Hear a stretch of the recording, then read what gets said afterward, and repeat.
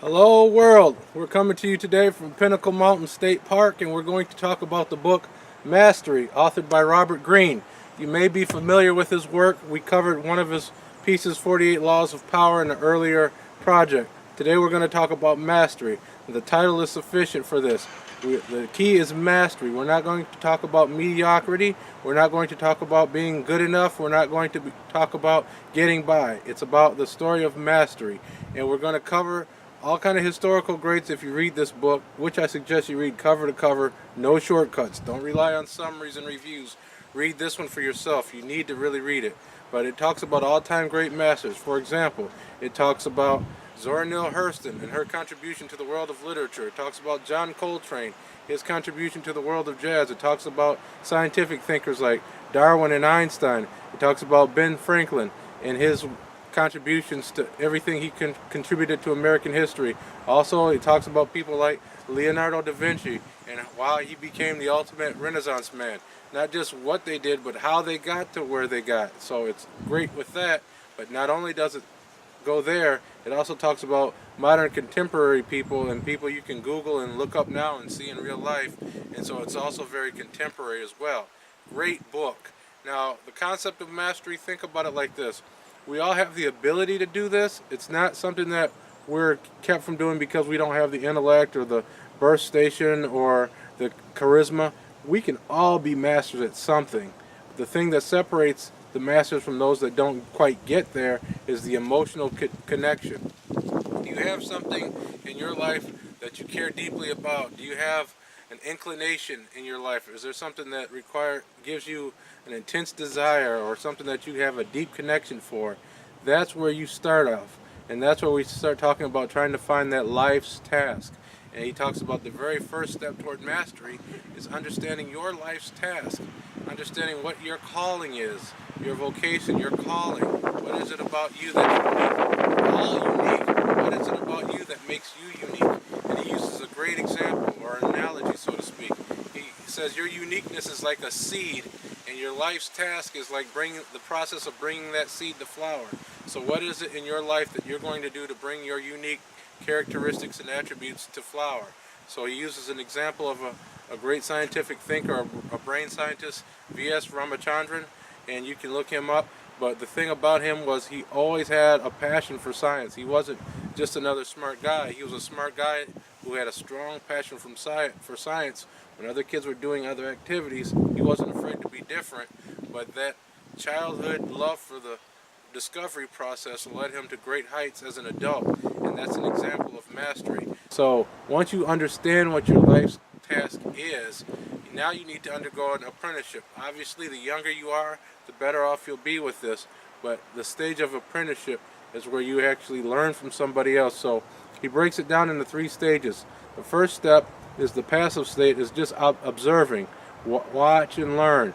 Understanding, learning the rules and the regulations, understanding how we go about things here, and just really getting to that deep observation of watching other people do it.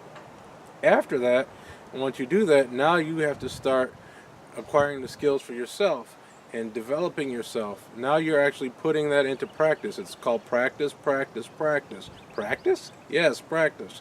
So that's the next step.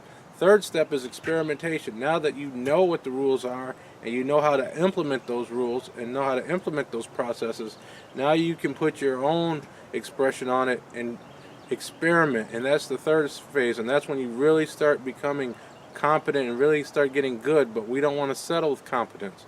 Remember that. So there's the 3 stages: deep observation, skills acquisition, and experimentation.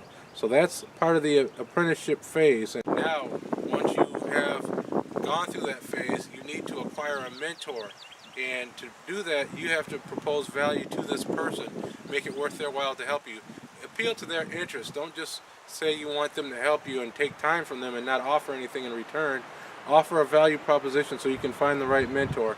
And make sure when you're going through this process of mentorship, you find a mentor that's uniquely qualified to help you and deal with your skill set, your unique skill set, so you can be great at that. He gives a great example of a scientist in neurorobotics called Yoki Matsuoka, and it's neurobotics, where she took a lot of things that she learned in neurology and with robotics. She had a passion for both, and she found a great mentor to help her along, Rodney Brooks. So that's an example of somebody who was very talented, who worked very hard, and was on the road to mastery on her own, but she knew she needed a mentorship. And to really get the most out of your mentor experience, or before you break away from that mentor experience, you have to have some social intelligence. But remember, before we jump into that, the key to having a mentor relationship is you want to absorb the master's power, but when it's time to move on your own, have the courage, have the confidence to move off on your own. But before you can become a leader of others, you have to make sure that you have social intelligence. This isn't just to work on technical skills. It's about putting everything together. So we have to have that social intelligence. You don't want to be somebody who's right and you can know the theory and you can know how to do things, but if you can't express that to people in a way that makes them feel respected, in a way that makes them feel that you value them, then your intelligence and your skill is not going to be rewarded. So we want to talk about that.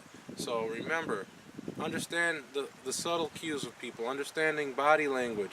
And he also talks about the 7 realities, the 7 deadly realities of human behavior. I'm not going to go into all of them, but when you read this part, you'll say, yes, I know that person, I know this person, I know that person. You'll know all of them. So remember, we don't want to mess up because we're not socially aware. So we want to understand all of these things, understand the social graces, understand the written and the unwritten rules, and develop that social intelligence so once you're ready to move forward, you can do great things with your career. To wrap up, I want to talk about 7 things that Robert Greene, the author, gives you to help you get to that point of mastery.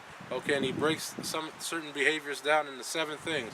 The first thing is have a strong connection to your environment. He gives the example of people from the Caroline Islands who are experts in the world, mariners, let's just say, expert seamen, because they are able to sail, but they use minimal technology because they are so attuned with the ocean, with the waves, with the wind, with the starlight and so forth. They are able to travel great distances with minimal equipment, and Western minds were stunned when they found out about this.